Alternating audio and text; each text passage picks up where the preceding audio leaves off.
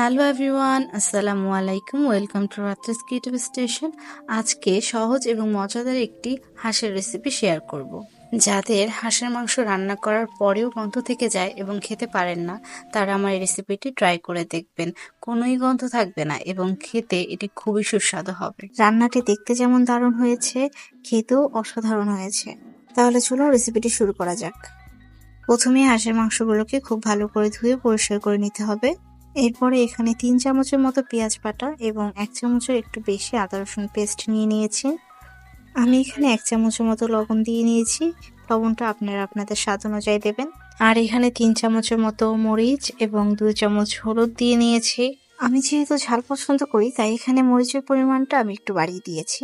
এরপর আমি এখানে 2 চামচ ধনিয়া এবং জিরে গুঁড়ো নিয়ে নেব।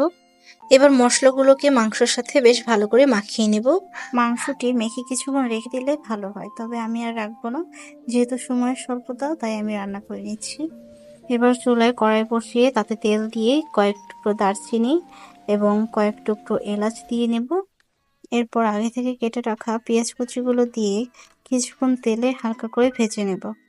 আরও 2টো তেজপাতা দিয়ে গরম মশলা এবং পেঁয়াজটা ভাজা হয়ে গেলে মাংসটা দিয়ে ভালো করে নেড়ে চেড়ে নিতে হবে।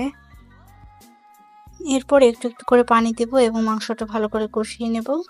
কিছুটা কষানো হওয়ার পরে আমি এতে কেটে রাখা আলুগুলো দিয়ে আরো ভালো করে কিছুক্ষণ কষাবো।